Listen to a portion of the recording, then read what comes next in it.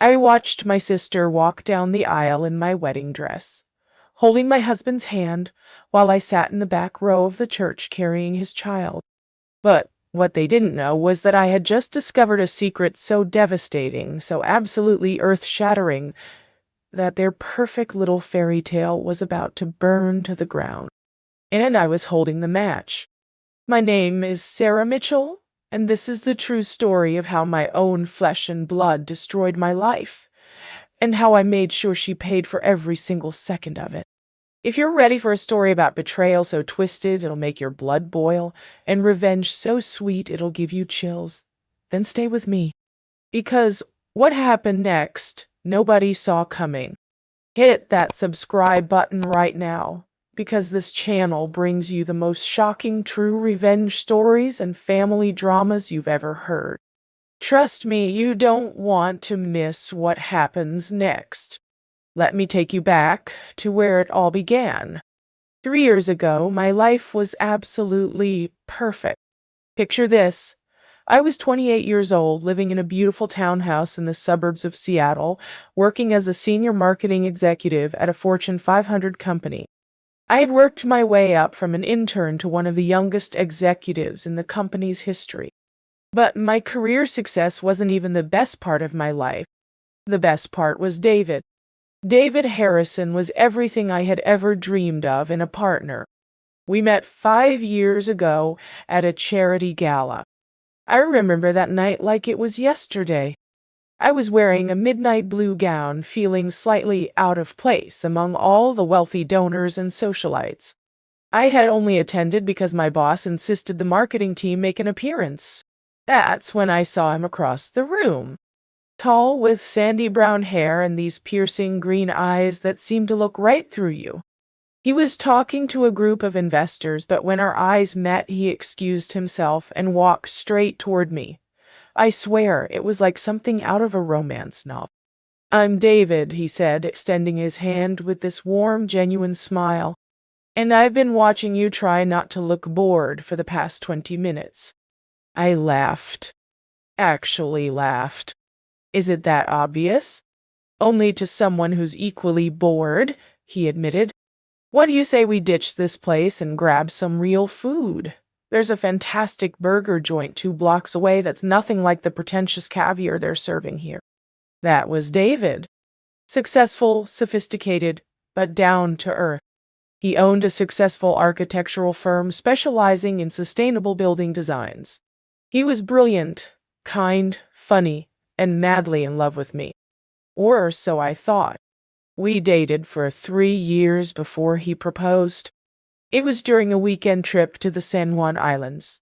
We were hiking along the coast at sunset when he suddenly stopped, got down on one knee, and pulled out a vintage emerald ring that had belonged to his grandmother. "Sarah Mitchell," he said, his voice shaking slightly, "you are the most incredible woman I've ever known. You're brilliant, compassionate, strong, and you make me want to be a better man every single day. Will you marry me?" I said yes before he even finished the question. The next 6 months were a whirlwind of wedding planning. I threw myself into creating the perfect day. I chose a stunning venue overlooking Puget Sound. I found the most beautiful dress, a custom-made ivory gown with delicate lace sleeves, and a cathedral train. I spent weeks designing invitations, selecting flowers, tasting cakes, and planning every single detail. David was supportive through it all, even when I obsessed over whether the napkins should be champagne or blush-colored. He would laugh and kiss my forehead and tell me that as long as I was there, nothing else mattered. I should have known something was wrong when he started working late more often. When he started taking phone calls in another room. When he became distant, distracted, less affectionate. But I was so wrapped up in wedding planning, so focused on creating our perfect future, that I missed all the signs. I missed everything. And then there was my sister, Rebecca. B. Becca, as everyone called her. She was 3 years younger than me, and we couldn't have been more different. Where I was driven and ambitious, Becca was carefree and spontaneous. Where I planned everything meticulously, she flew by the seat of her pants. I was the responsible older sister who got straight A's and scholarships. She was the wild child who barely graduated high school and bounced from job to job. But despite our differences, I loved her. I truly did. Growing up, I was her protector. When kids at school bullied her for being different, I stood up for her. When she struggled with math, I tutored her for hours. When she got into trouble, I covered for her. Our parents divorced when I was 15 and Becca was 12. It was messy, bitter, and it tore our family apart. Mom moved to Portland with Becca while I stayed in Seattle with Dad to finish high school. After Dad died from a heart attack when I was 23, Becca and I became closer. She moved back to Seattle, and I helped her get on her feet. I let her stay in my guest room rent-free for 6 months. I helped her get a job as a receptionist at a dental office. I introduced her to my friends, included her in my life. When I got engaged to David, Becca was over the moon. She cried happy tears and hugged me so tight I could barely breathe. "You deserve this, Sarah," she told me, her eyes shining. "You deserve all the happiness in the world. You've always been there for me, and now you're finally getting your fairy tale." I asked her to be my maid of honor. She accepted immediately. For the next few months, Becca was incredibly involved in the wedding planning. She came to dress fittings, helped me address invitations, threw me a beautiful bridal shower. She seemed genuinely excited for my happiness. I trusted her completely. I trusted her with everything. That was my first mistake. The cracks started to show 3 months before the wedding. It was a Saturday afternoon, and I had just returned home from a meeting with the florist. I was exhausted but excited, my arms full of flower samples and inspiration photos. I fumbled with my keys and pushed open the door to my townhouse. That's when I heard it. Laughter coming from upstairs. David's distinctive laugh, deep and warm, mixed with another sound.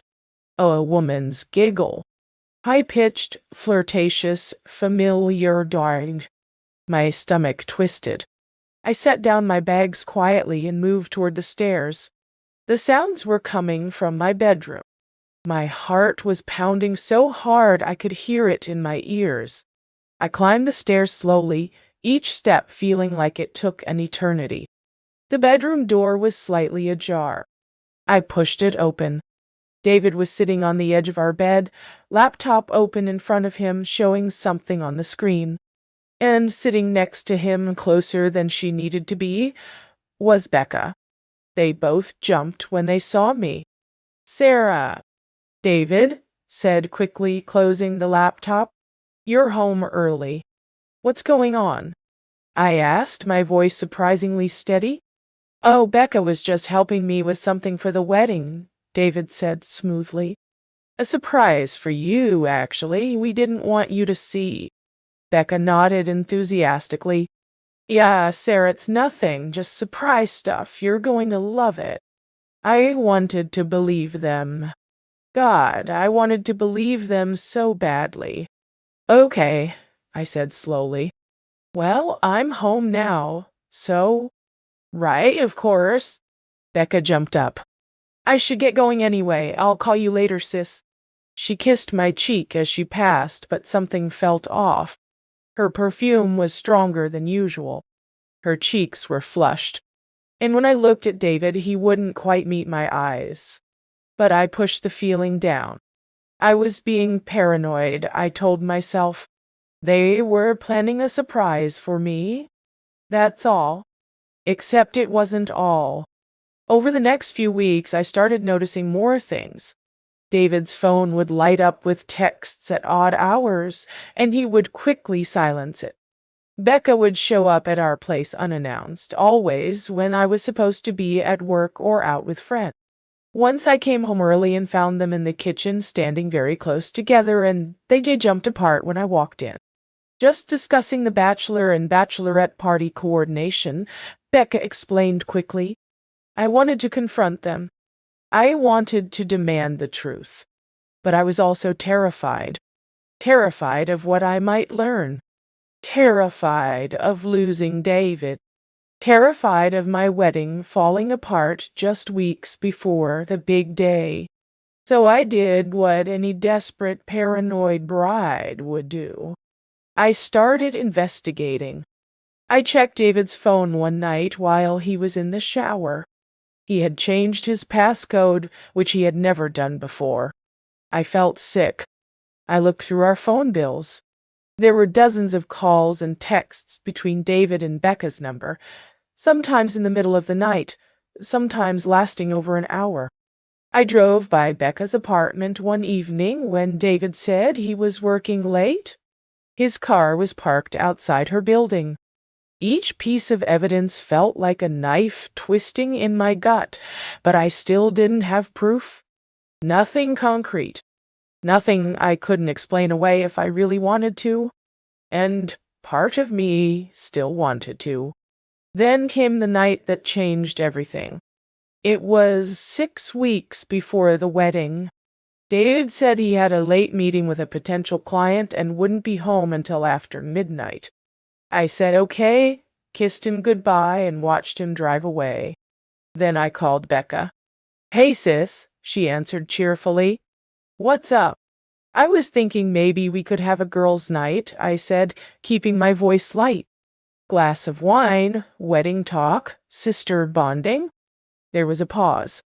Oh, Sarah, I would love to, but I'm actually not feeling well. I think I'm coming down with something. Rain check? Of course, I said. Feel better. I hung up. My hands were shaking. I grabbed my keys and drove to Becca's apartment. Her car was in the parking lot. And right next to it, in a spot that was clearly marked as guest parking, was David's silver BMW. Wow. I sat in my car, staring at those two vehicles side by side, and I felt something inside me break.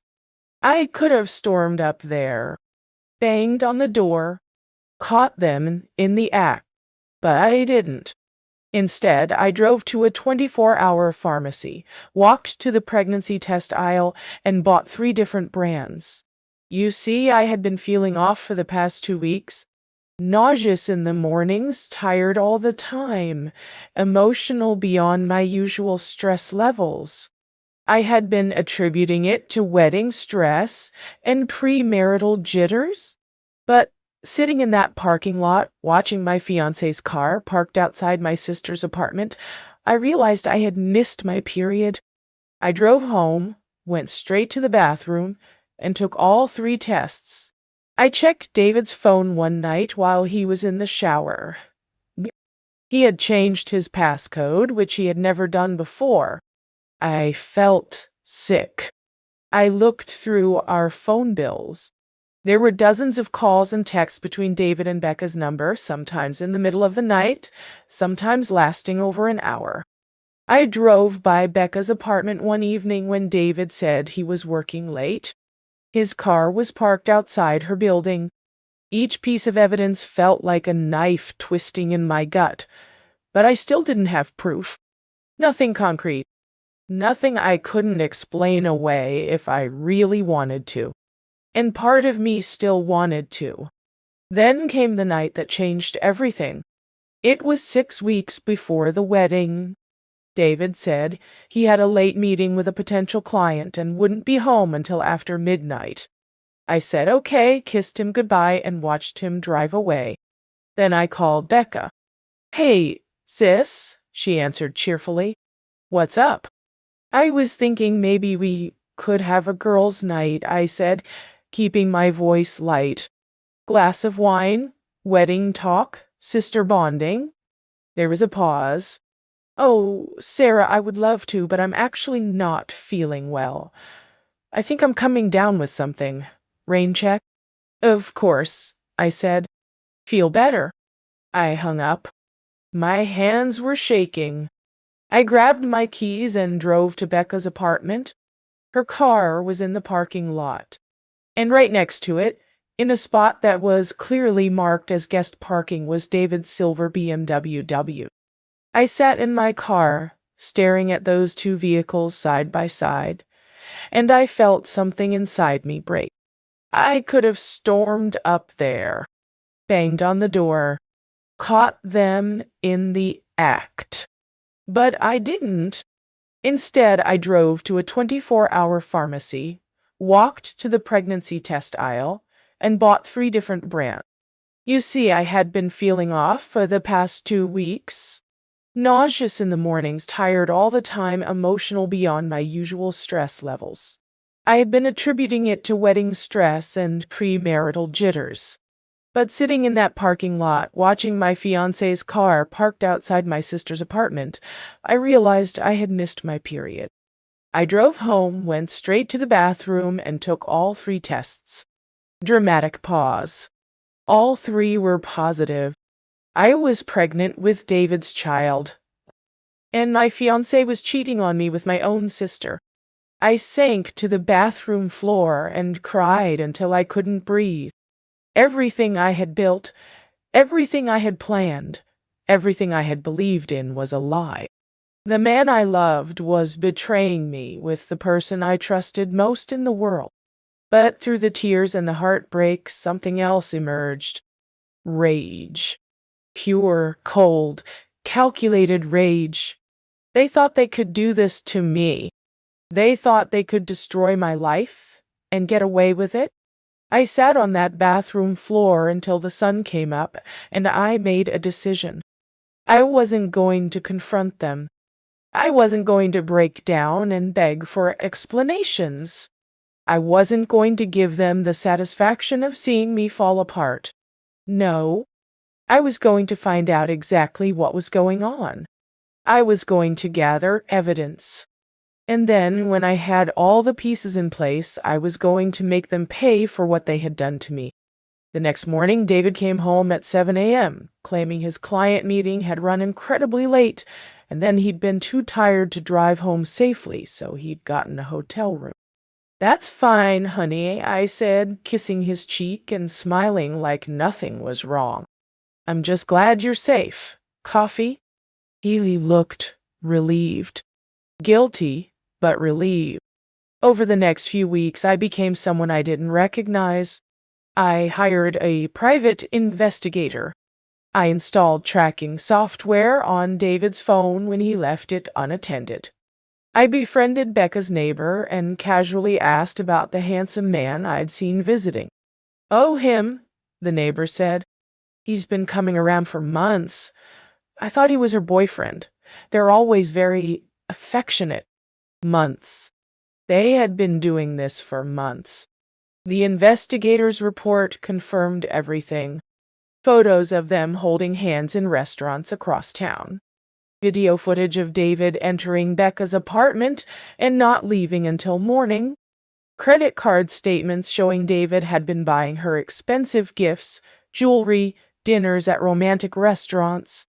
While I was planning our wedding, picking out our future, carrying his child, he was building a relationship with my sister. But the worst part, the absolute worst part, was what I discovered next.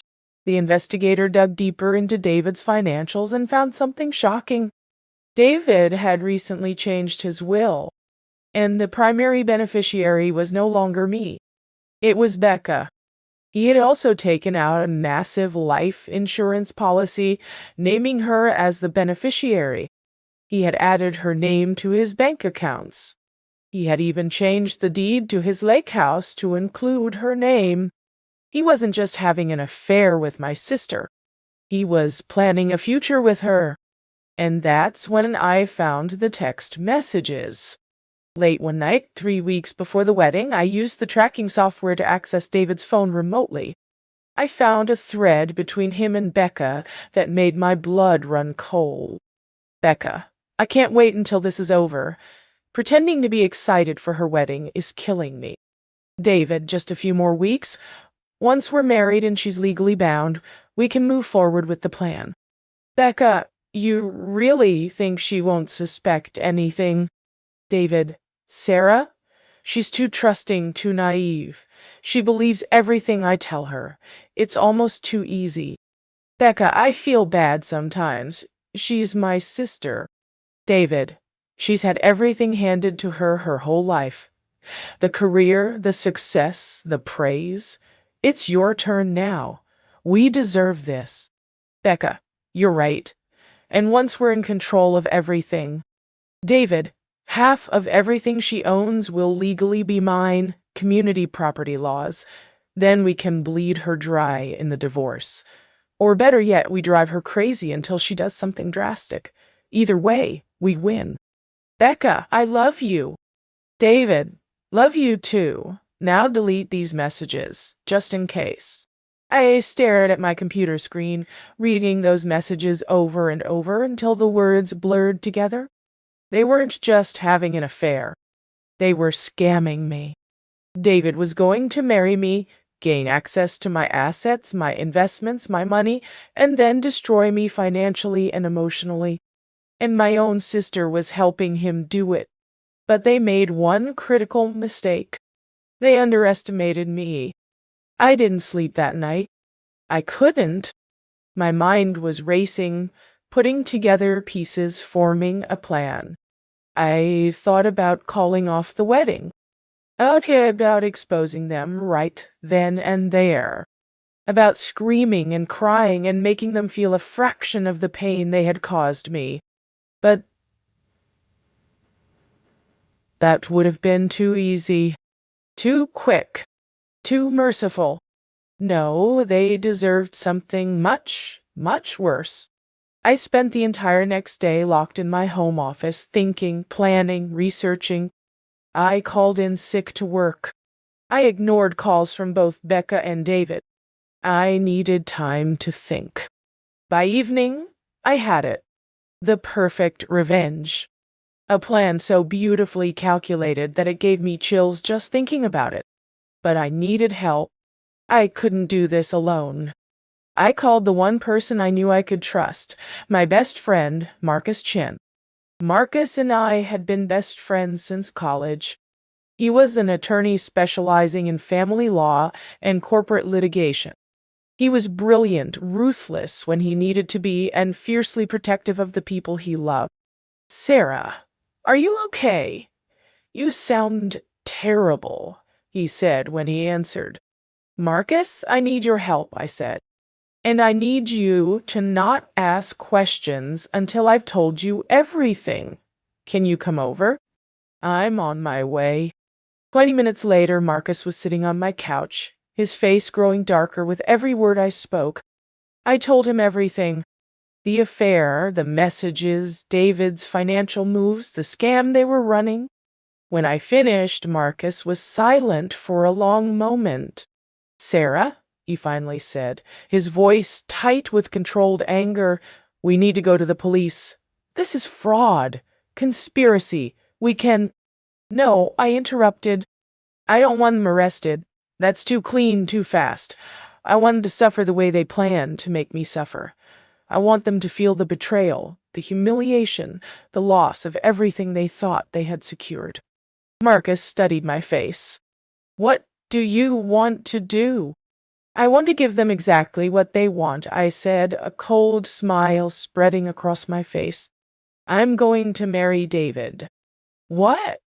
I'm going to marry him, I repeated.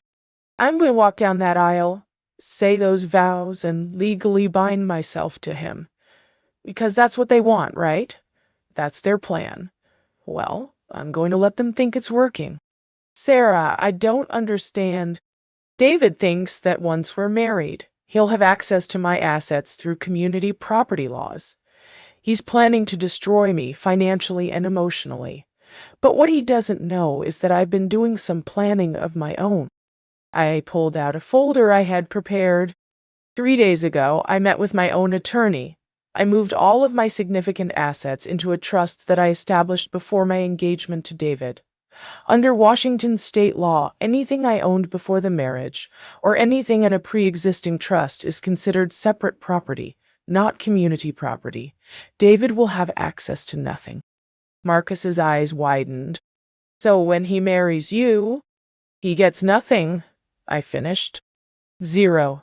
Zilch. But he won't know that until it's too late. But, Sarah, you'll still be married to him, even if he can't access your money. That's where you come in, I said. I need you to prepare ironclad divorce papers. Adultery, fraud, emotional distress. I want everything documented, dated, ready to file the moment I say so. I can do that, Marcus said slowly, but there's still the issue of proving the adultery and fraud. Text messages can be denied. Photos can be explained away. You need concrete, undeniable proof. I know, I said, and that's why I'm going to get it. At the wedding, I explained the rest of my plan to Marcus. With every detail, his expression shifted from shock to grudging admiration to something that looked like savage satisfaction. Sarah Mitchell, he said when I finished, you are absolutely terrifying, and I am here for every second of this. So you'll help me? Oh, I'm not just going to help you, he said, standing up with a determined look on his face. I'm going to make sure they regret ever messing with you. Let's destroy them. Music builds. For the next 3 weeks, I was an actress playing the role of my life. To everyone around me, I was the glowing, excited bride, counting down the days to my perfect wedding. I went to final dress fittings, confirmed catering orders, finalized seating arrangements. I smiled and laughed and played the part of a woman blissfully unaware that her entire life was a lie. With David, I was loving and affectionate. I made him his favorite meals. I told him how excited I was to spend the rest of my life with him. I even cried happy tears while discussing our future, talking about the family we would build together. He ate it up. Every single lie, every calculated gesture, every false smile. He thought he was winning. With Becca, I was the grateful, trusting older sister. I thanked her for being such an amazing maid of honor. I told her how much her support meant to me. I even gave her a beautiful necklace as a thank you gift, telling her she was the best sister anyone could ask for. She hugged me, tears in her eyes, and told me she loved me. I hugged her back and smiled. But inside, I was counting down the days until I could watch her world crumble. Behind the scenes, Marcus and I were working tirelessly. He prepared all the legal documentation I would need for the divorce. He helped me secure my assets even further. He worked with the private investigator to gather more evidence. And I worked on the most important part of my plan, the reveal. I made arrangements with the videographer and photographer for the wedding.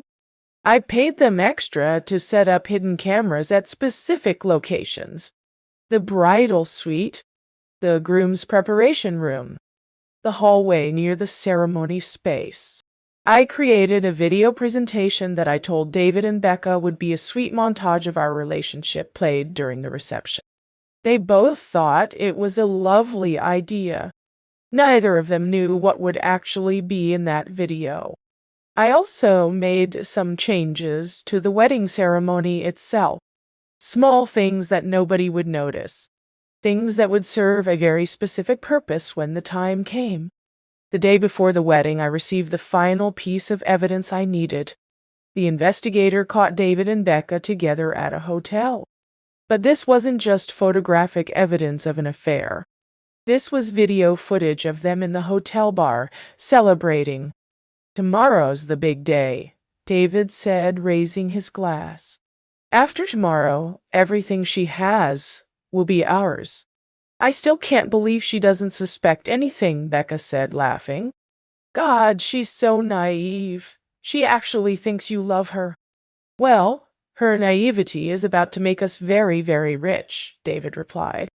Once I have legal access to her accounts, we give it 6 months, maybe a year. Then I file for divorce, claiming she's mentally unstable. She gets nothing. we get everything. And our baby will never have to worry about money, Becca said, placing a hand on her stomach. The investigator's camera zoomed in slightly. Becca was pregnant with David's child. While I was carrying his baby, planning our wedding, he had gotten my sister pregnant too. I watched that video 3 times, letting the rage fuel me, letting it harden into cold, unshakable resolve. Tomorrow was going to be very interesting. The morning of the wedding, I woke up calm, eerily calm. I had cried all my tears. I had felt all my pain. Now, there was only purpose. I got ready with my bridesmaids at the venue. I let them fuss over my hair and makeup. I smiled for our pre-wedding photos. I looked at myself in the mirror wearing that beautiful custom gown and thought about how different this day was from what I had imagined. Becca was there, of course, helping me into my dress, fixing my veil, telling me how beautiful I looked. "You're going to be so happy, Sarah," she said, meeting my eyes in the mirror. "You and David are perfect together." "Yes," I said softly. "We really are perfect together. Aren't we, Becca?" Something flickered in her eyes. Guilt? When? Fear? Wise? But she smiled and nodded. "The best couple I've ever seen," she said. Liar, die. The ceremony was set to begin at 4 p.m. At 3:30, I asked everyone to leave the bridal suite for a moment. I told them I needed a few minutes alone to collect my thoughts before walking down the aisle.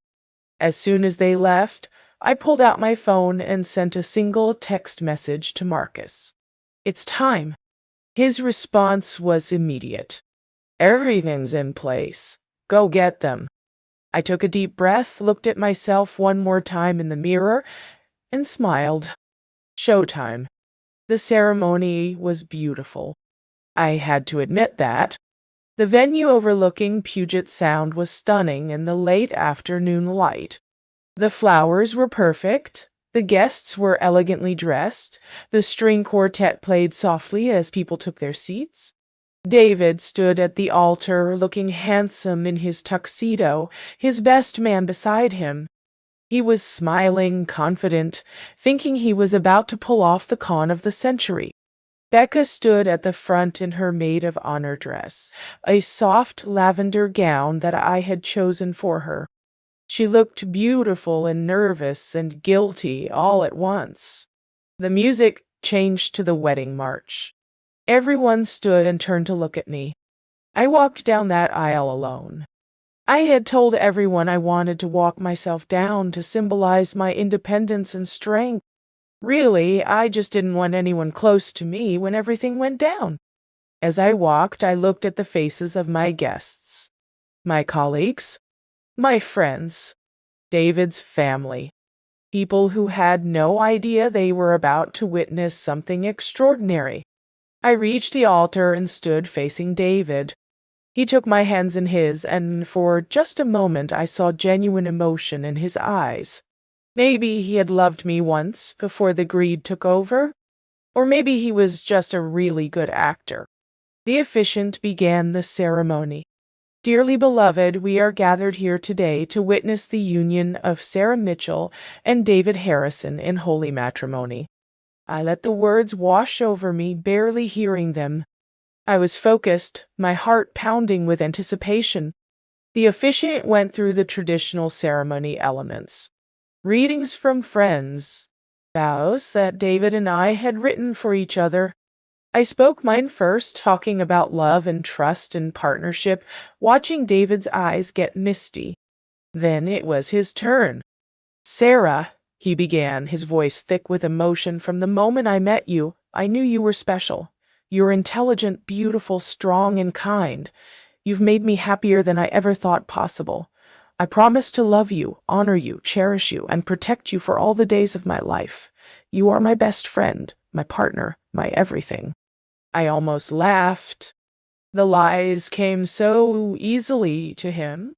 "If anyone has any reason why these two should not be wed, speak now or forever hold your peace," the officiant said. Silence. Perfect. Aye. Then, by the power vested in me, I now pronounce you husband and wife. David, you may kiss your bride. David pulled me close and kissed me. The guests erupted in applause. Becca was smiling through tears that I'm sure she told herself were happy ones. We were married. The con was complete. Or so they thought. The reception was held in a beautiful ballroom adjacent to the ceremony space. Dinner was served. Toasts were made. Everyone danced and celebrated the happy couple. I played my part perfectly. The glowing bride, dancing with her new husband, laughing with guests, thanking people for coming. David was relaxed now, confident. He had done it. He had married me. In his mind, he had won. Becca kept catching my eye and smiling, probably thinking about how she and David would be together soon, raising their child on my money. At 8 p.m., the DJ announced it was time for a special video presentation. The bride has prepared a beautiful tribute to her relationship with David, the DJ said. Everyone please direct your attention to the screens. Large screens around the room lit up. David looked at me, surprised but pleased. I smiled back at him. The video began. At first, it was exactly what people expected. A montage of photos from our relationship. Our first date. Vacations together. Laughing with friends. Sweet moments that told the story of a loving couple. David squeezed my hand. This is amazing, Sarah. Oh, honey, I whispered back. You haven't seen anything yet. The music in the video changed. Became darker. The images shifted. Suddenly, on every screen in the room, crystal clear surveillance footage began playing. David and Becca kissing in a parking lot. David and Becca entering a hotel together.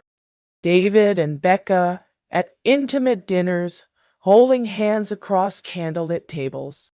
Gasps rippled through the crowd. People started whispering. David's hand dropped from mine. Sarah, what is this? I can explain. Shut up, I said calmly. Watch. The next segment began. Audio from the text messages I had discovered, displayed on screen with timestamps and dates, with a computerized voice reading them aloud for everyone to hear. David's voice actor. Sarah's too trusting, too naive. She believes everything I tell her. It's almost too easy. Becca's voice actor. Once we're in control of everything. David's voice actor. Half of everything she owns will legally be mine. Then we can bleed her dry in the divorce. The room erupted. People were shouting. David's mother let out a cry of dismay. Several of my friends were on their feet, looking between me and the screens in shock. But the video wasn't done. The final segment played. The footage from the hotel bar the night before the wedding. David and Becca celebrating. Becca placing her hand on her stomach. David talking about how my naivety was going to make them rich. And then the final image. A freeze frame of Becca, unmistakably pregnant, looking at David with love in her eyes. The DJ's voice came through the speakers, but it wasn't the DJ anymore. It was my voice, pre-recorded. Hello, everyone. I'm sorry to ruin what should be a beautiful celebration, but I thought you all deserved to know the truth about the man I just married and the sister I loved. Another gasp went through the crowd. Most people hadn't known I was pregnant. My recorded voice continued. But here's the beautiful part. They thought I was naive. They thought I would be easy to fool. They underestimated me completely. So let me be very clear about what happens next. David, you married me hoping to access my money, but every significant asset I own was placed into an irrevocable trust before our engagement. You will never see a penny of it. In fact, I've already filed for divorce on grounds of fraud and adultery. Marcus, Marcus stepped forward from where he had been standing near the doors. He walked to David and handed him a folder. "You've been served," Marcus said coldly. "Divorce papers, restraining order, and a civil lawsuit for fraud and emotional distress. By the way, that recording you just watched, admissible in court. You're done." David's face had gone from red to white. He was staring at the papers, then at me, then at the screens which were now showing a frozen image of him and Becca in bed together. You planned this?" he stammered. "This whole time? Did you really think I wouldn't find out?" I said, my voice steady and cold. "Did you really think you could betray me like this and I would just sit back and take it? You chose the wrong woman to scam, David." I turned to Becca, who was standing frozen, tears streaming down her face. "And you," I said. "My own sister. I loved you. I protected you. I helped you. And you repaid me by sleeping with my fiancé and planning to steal everything from me. You're pregnant with his child while I'm carrying his baby too. How could you? Could you?" "Sarah, I'm sorry," Becca sobbed. "I'm so sorry. It just happened. We didn't mean—" "Save it," I cut her off. "I don't want your apologies. I want you out of my life, both of you, forever." I looked around the room at all the witnesses. Family, friends, colleagues, everyone who would spread this story. "I want everyone here to know exactly who David Harrison and Rebecca Mitchell are," I said. "I want the world to know what they tried to do, and I want them to live with the consequences of their choices for the rest of their lives." The room was in chaos now. People were shouting questions. David's family was crying. Several of my friends were surrounding me, asking if I was okay. I held up my hand for silence. "There's one more thing," I said. I pulled an envelope from inside my bouquet. Inside were printouts of financial records. "David, while you were planning to steal from me, I did a little investigating into your business. Want to know what I found? You've been embezzling from your own company, cooking the books, hiding money in offshore accounts, defrauding your investors. I've already sent this information to the SEC and the FBI. Fraud is both my new ex-husband's plan and his practice, apparently." David lunged toward me, but Marcus and 3 of my male friends stopped him. "You destroyed me," David screamed. "You destroyed everything." "No," I said calmly. "I simply refuse to let you destroy me. There's a difference." Security guards arrived and escorted David out of the venue. He was screaming and cursing, threatening to sue me, calling me every horrible name he could think of. Becca tried to approach me, still crying, still apologizing. "Please, Sarah," she begged. "Please, I'm your sister. I made a mistake. I'm pregnant. I need help." I looked at her with no emotion. "You should have thought about that before you betrayed me," I said. "You made your choices, Becca. Now live with them. You and David deserve each other. Enjoy your life together. Oh, wait. You won't have much of one. Everyone knows what you did. Once his business collapses and he's under federal investigation. Once you're both known as the con artists who tried to scam a pregnant woman. Good luck with that." Becca fell to her knees, sobbing, but I walked past her. I stood in the center of that ballroom, still in my wedding dress, surrounded by the wreckage of what was supposed to be the happiest day of my life, and I felt free. Yes, my marriage was over before it began. Yes, my sister had betrayed me in the worst way possible. Yes, I was going to be a single mother. But I had won. I had outplayed them. I had exposed them. I had made sure they would pay for every lie, every manipulation, every moment of pain they had caused me. The guests slowly started to disperse. Some people avoided eye contact with me, uncomfortable with the drama. But most of my true friends stayed. They hugged me. They told me they were proud of me. They promised to support me through what came next. Marcus approached me, a slight smile on his face. "You pulled it off," he said. "That was the most savage thing I've ever witnessed." "They deserved it," I said. "They absolutely did," he agreed. "And now, legally speaking, David is completely screwed. The divorce will go through in record time, given the evidence. The fraud charges will likely result in criminal prosecution. His business will collapse. He'll lose everything." "Good," I said simply.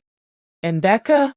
Becca will have to live knowing that everyone knows what she did, that our entire family knows, that her friends know, that she destroyed her relationship with her only sister for a man who's now going to prison. That's punishment enough." That was 2.5 years ago. David's criminal trial is ongoing. Turns out he had been embezzling for years, and my evidence opened up a massive investigation. He's facing multiple felony charges and will likely spend the next decade in prison. Our divorce was finalized within 4 months. He tried to fight it, of course, but with the evidence I had, it was hopeless. He got nothing. Absolutely nothing. Becca gave birth to a baby girl 8 months after the wedding. She tried to reach out to me when the baby was born, sending photos and asking if I wanted to meet my niece. I declined. Some betrayals are too deep to forgive. Some relationships are too broken to repair. I heard through mutual acquaintances that she's struggling financially, working 2 jobs to support herself and her daughter. David's family won't help her because they blame her for his downfall. Our mother is disappointed in both of us, but particularly angry at Becca for what she did. I feel no sympathy for her. As for me, I gave birth to a beautiful baby boy 6 months after the wedding. I named him Alexander after my late father. Being a single mother is hard. It's exhausting and overwhelming and sometimes lonely. But when I look at my son's face, I know that I made the right choice. I'm raising him to be honest, loyal, and strong. Everything his father wasn't. My career is thriving. The story of what happened at my wedding actually went viral on social media. Some people thought I was cruel. Most people thought I was a hero. Either way, it got attention, and that attention led to opportunities. I was approached by several media companies about telling my story. I declined most of them, but I did agree to write a book about my experience.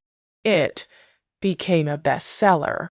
I used the profits to start a foundation that helps victims of financial fraud and emotional abuse. Turning my pain into purpose has been healing in ways I never expected. I've been to therapy, a lot of therapy, processing the betrayal, the trauma, the anger, learning to trust again, learning to move forward without letting the past consume me. I've had dates, some good, some bad, some hilariously awful. I'm not ready for a serious relationship yet, and that's okay. I'm focused on being the best mother I can be and building a life I'm proud of. Sometimes late at night when Alexander is sleeping, I think about that day. The wedding that wasn't. The revenge that was. The moment I chose not to be a victim, but to be a victor. Do I regret how I handled it? No, not for a second. Would I do it again? Absolutely. David and Becca tried to destroy me. They underestimated me, betrayed me, and thought they could get away with it. But I refused to let them win. I took my power back. I exposed the truth. I made sure they faced consequences.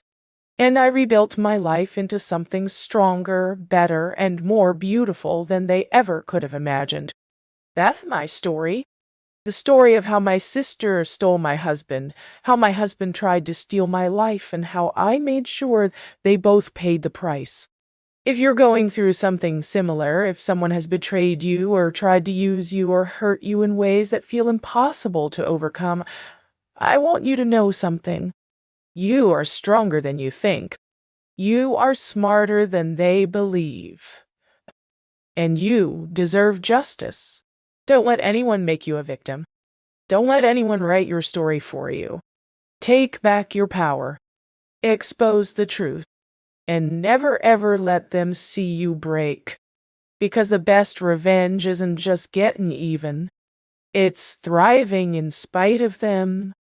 It's building a life so incredible that their betrayal becomes just a small, forgettable chapter in your much larger story. Thank you for listening to my story. I hope it helps someone out there who needs to hear it. And remember, never underestimate a woman who's been betrayed. We're much more dangerous than anyone gives us credit for. If you enjoyed this story, subscribe for more true revenge stories and family dramas. Hit the bell icon to never miss an upload. Drop a comment below with your thoughts. Do you think I went too far, or did they get exactly what they deserved? See you in the next story.